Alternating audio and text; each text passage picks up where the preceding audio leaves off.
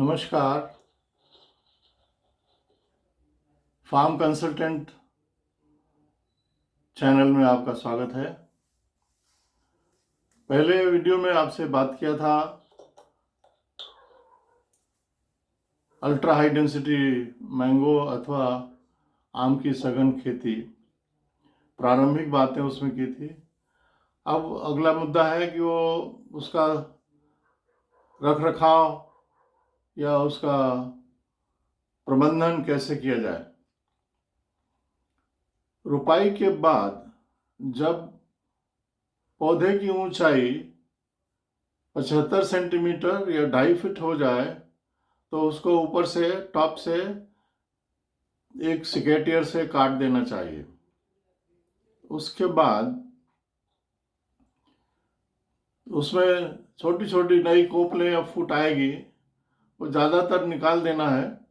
4 दिशा में 4 कोपलें छोड़ देना है और वो जब 4 शाखाएं चारों दिशा में 1-1 फुट की हो जाए तो फिर उनके ऊपर कट मारना है। इस तरह से वो कटिंग करते जाना है और कुछ महीनों बाद वो एक गुंबदाकार या डोम के आकार का आपको पौधा तैयार हो जाएगा।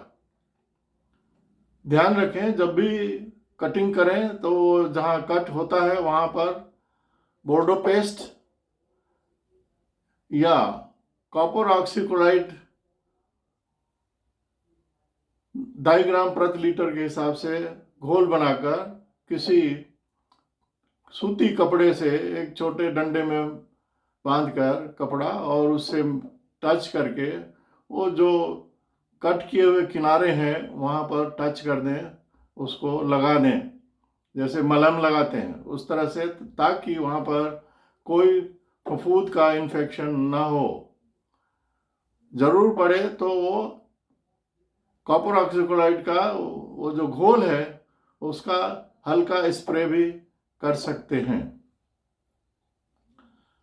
अब प्रश्न ये आता है कि कब कब कटिंग हो, तो हर साल ये कटिंग चालू रहनी चाहिए और पहले 2 साल जरूर फूल आएंगे, वो फूल को तोड़ते रहना है, उसमें मोर या फूल नहीं होने देना है, अन्यथा उनका विकास जो है वो रुकेगा। पौधे को जो खुराक मिलेगा वो उसके विकास में काम आना चाहिए, तो फूल या फल नहीं रखने देना चाहिए।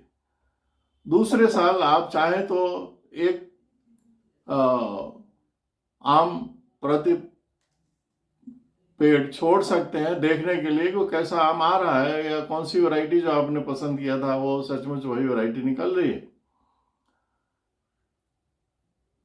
फिर तीसरे साल अर्थात 2 साल 7 महीने, अगर आपने जून जुलाई में पौधे लगाए हैं तो 2 साल 7 महीने में फूल आने लगेगा, अगले दिसंबर जनवरी में। तो तीसरे साल आप उसका उत्पादन ले सकते हैं। अब प्रश्न ये आता है कि वो उसको कैसे वृद्धि कराएं। तो पानी जो है वो टपक पद्धति या ड्रिप से 2 लाइन पौधे के दोनों ओर दे जाना चाहिए और 4 लीटर वाला ड्रिपर जो 1 घंटे में 4 लीटर पानी निकालता हो, तो वो ऐसा ड्रिपर लगाना चाहिए और उसी के साथ फर्टिलाइजर भी देना चाहिए। इस पद्धति को हम फर्टिगेशन कहते हैं। तो लगभग हर चौथे दिन वो फर्टिलाइजर और पानी साथ में देना चाहिए। उसकी मात्रा की तालिका हम यहाँ दे रहे हैं, वो तालिका यहाँ हम दिखा रहे हैं, उस हिसाब से आप देते रहिए। उसकी मात्रा जो है वो प्रतिवर्ष उसकी मात्रा बढ़ेगी, जैसे जैसे पौधा बढ़ेगा उसकी मात्रा खाद की बढ़ेगी। इस प्रकार से तीसरे साल से वो आप उत्पादन ले सकते हैं। जब उत्पादन आप लेते हैं तो वो जिस डंठल या डाली में वो फल लगे होते हैं उसके ऊपर एक पत्तियों का गुच्छा होता है, उसमें से वो फल लटकता है। तो वो गुच्छे के ऊपर से 4 इंच ऊपर से पुनः फल उतारने के बाद कटिंग करना चाहिए। ध्यान रहे कि फल उतारने के सप्ताह या 10 दिन के अंदर ही कटिंग पूरी कर लेनी चाहिए। और जैसा मैंने कहा, कटिंग थोड़ा ज़्यादा करना चाहिए और उसमें फिर वही कॉपर ऑक्सीक्लोराइड का घोल बनाकर वो टच करना चाहिए कट किए हुए भाग पर, अथवा उसका छिड़काव कर देना चाहिए। इस प्रकार से उसमें कोई भी फंगस या फफूंद का जो है वो अंदर नहीं आ पाएगा और कोई रोग नहीं बढ़ेगा उसके अंदर। अब ये सवाल उठता है कि छोटा किसान है जिसके पास 1 एकड़ 2 एकड़ या 5 एकड़ की ज़मीन है, तो अगर सब में वो आम लगा देते हैं तो बाकी 3 साल तक तो फल नहीं आएगा, तीसरे साल आएगा, तो क्या करें। इसलिए जो आपने 3 मीटर चौड़ाई की जो कतार बनाई है, तो उसमें आप छोटे कद वाली, छोटी ऊंचाई वाली फसलें ले सकते हैं।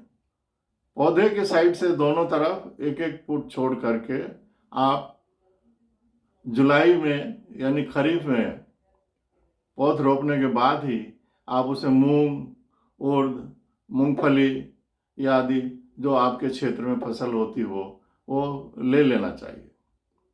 उसके बाद खरीफ में आप चना ले सकते हैं, आलू, प्याज, फूल गोभी, पत्ता गोभी, गाजर, धनिया, जीरा जिस क्षेत्र में होता है, इस तरह से ये फसलें ले सकते हैं और आपकी आमदनी शुरू रहेगी। पुनः फरवरी के महीने में जो फसल अगर पूरी हो जाए तो आप गर्मियों में, जिसको हम ग्रीष्म ऋतु की फसल कहते हैं, उसमें मूंग लगा सकते हैं। गर्मियों में उड़द जो है ज़्यादा अच्छा नहीं होता है, इसलिए मूंग या मूंगफली लगाई जा सकती है। इस तरह से आपकी आमदनी जो है वो चालू रहेगी और जिसको हम कैश क्रॉप बोलते हैं, नकदी फसलें आप लेना जारी रखें। तीसरे साल से फल आने के बाद फिर आप 1 आध वर्ष या 2 वर्ष ज़्यादा से ज़्यादा आप बीज की फसल ले सकते हैं। चूँकि कटिंग आप फल लेने के बाद ही कर लेंगे तो छाया बहुत नहीं रहेगी, इसलिए बीच में आप खरीफ की फसल ले सकेंगे। रबी में थोड़ा दिक्कत होगी क्योंकि उस समय पत्तियां और शाखाएं बढ़ जाएंगी, तो छाया पड़ेगी, उसमें आप नहीं ले पाएंगे।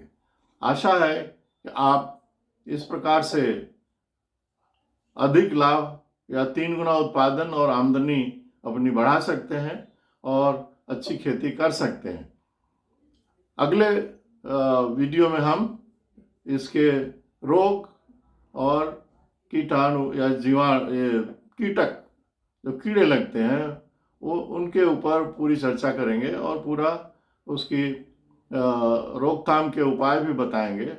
जहाँ ज़रूरत हो आप मुझे फ़ोन कर सकते हैं या स्थानीय जो आपका कृषि विज्ञान केंद्र है या जो कोई विश्वविद्यालय, कृषि विश्वविद्यालय है, तो उन वैज्ञानिकों से पूछ के भी अपने रोग और कीटाणु या जो कीटक हैं उनकी रोकथाम की सलाह ले करके अच्छा उत्पादन लेते रहिए।